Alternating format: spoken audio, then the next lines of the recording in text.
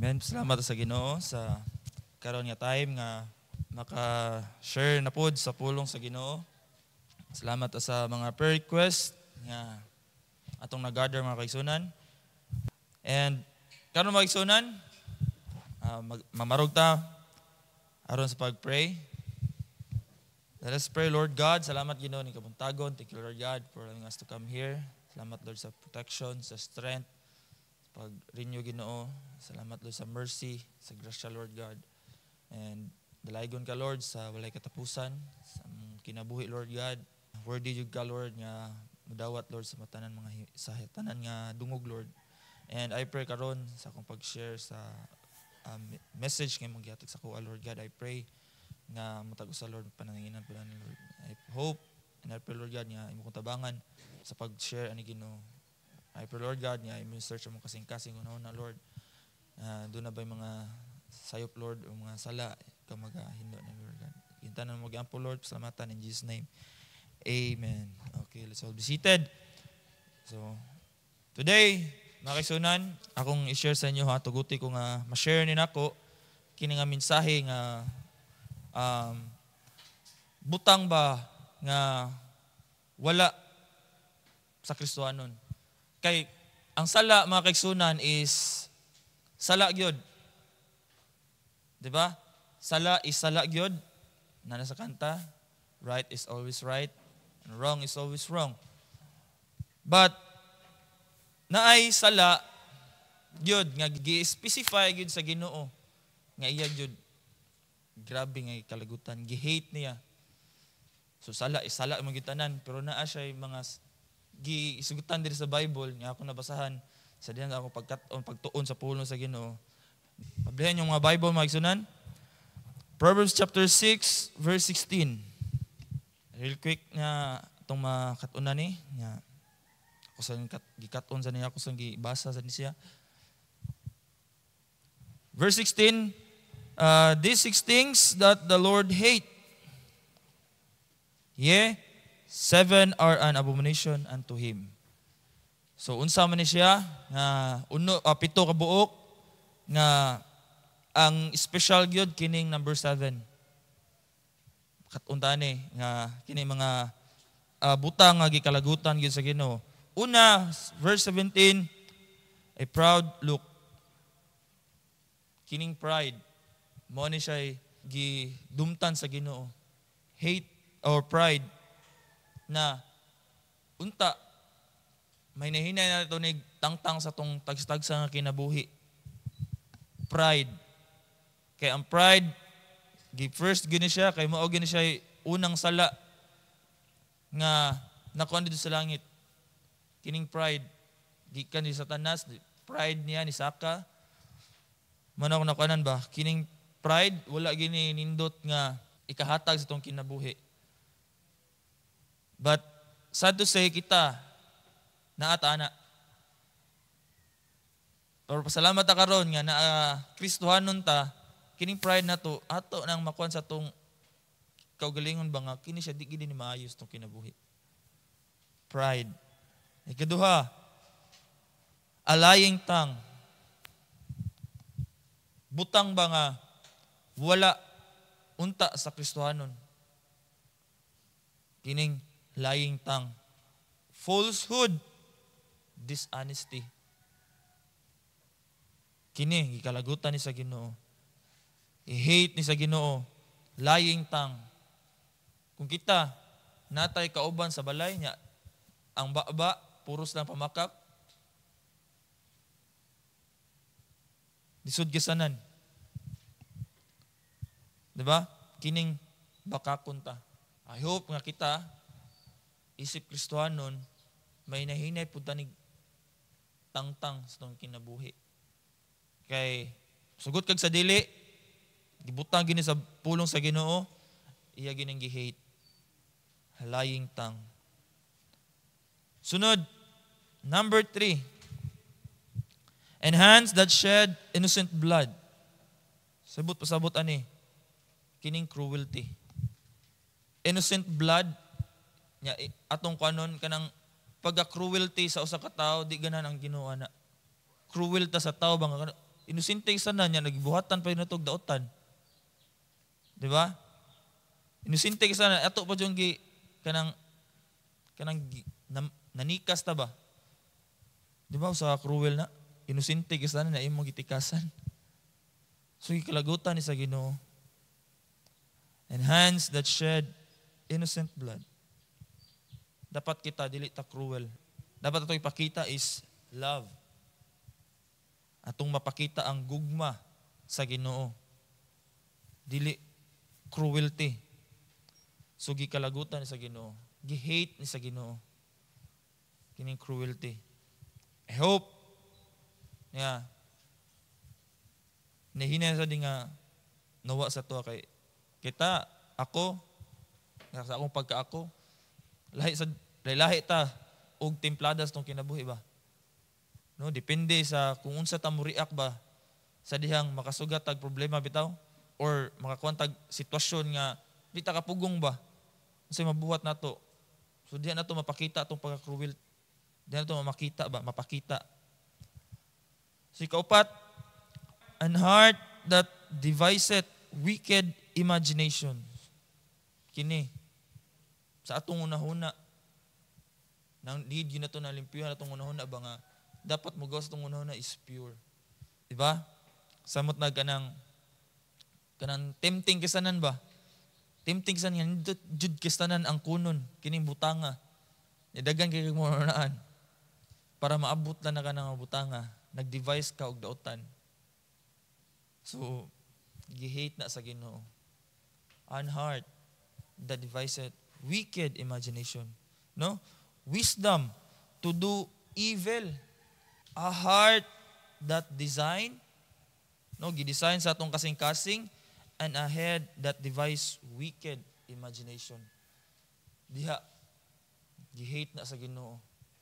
Nga, sa atong una-una, puros na lang yun, dinautan. So, gi-hate na sa Ginoo. Ikalima, feet that be swept in running to mischief.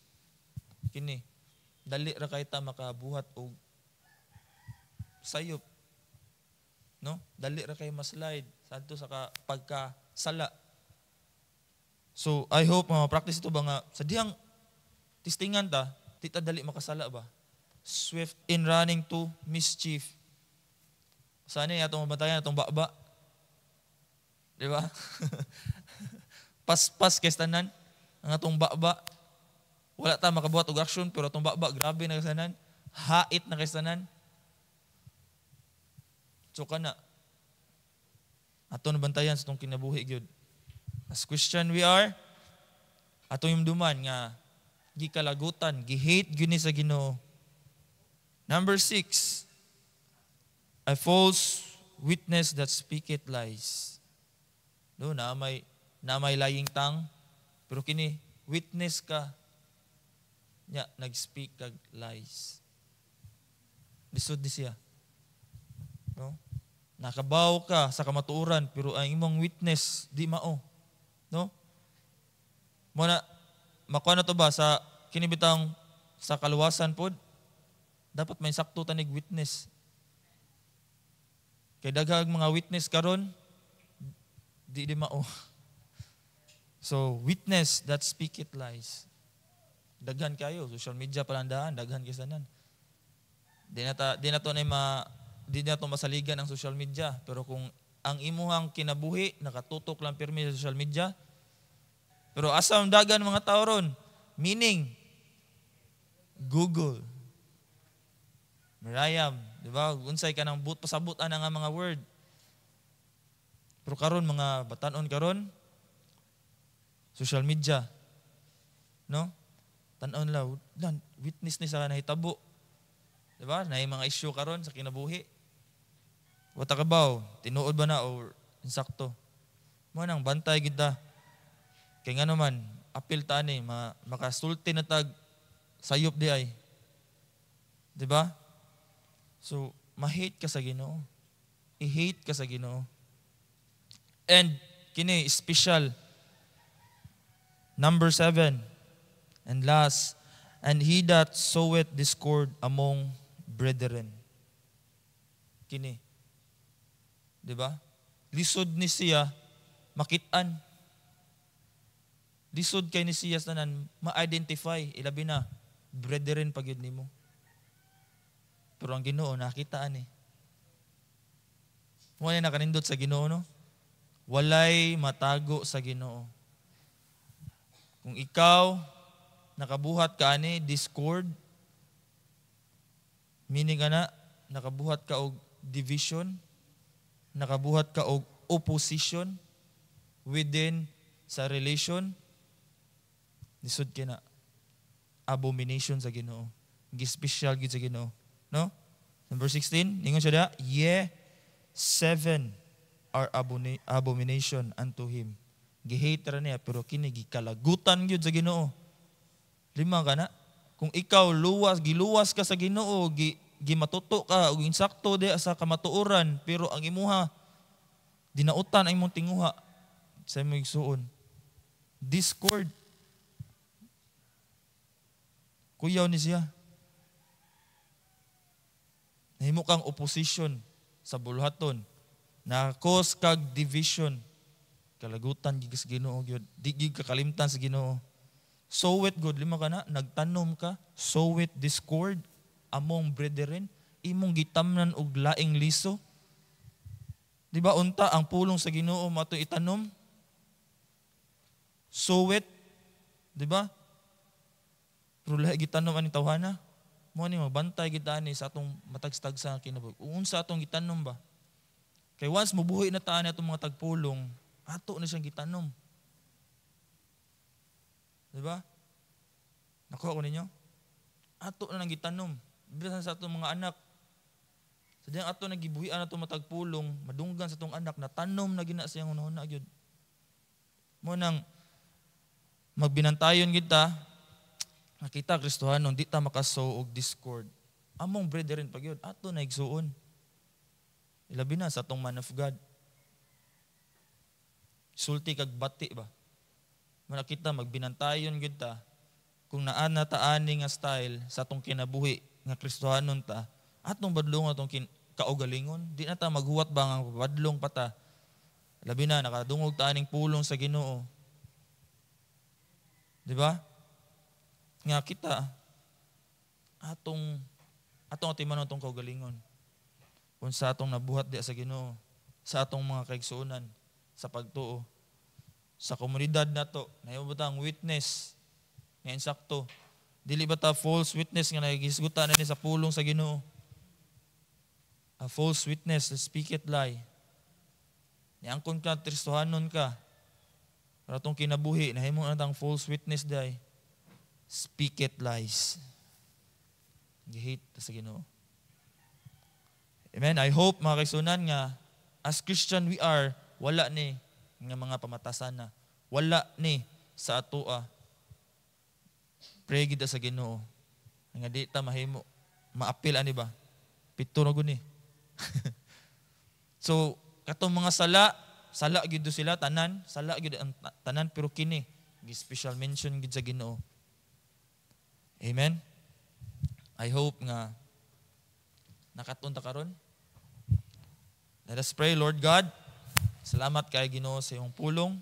Thank you, Lord God, for allowing me, Ginoo, gamit ko ng Lord God sa pag-share sa pulong. I hope nga ako sa Lord, ma-apply ko na sa akong kinabuhi.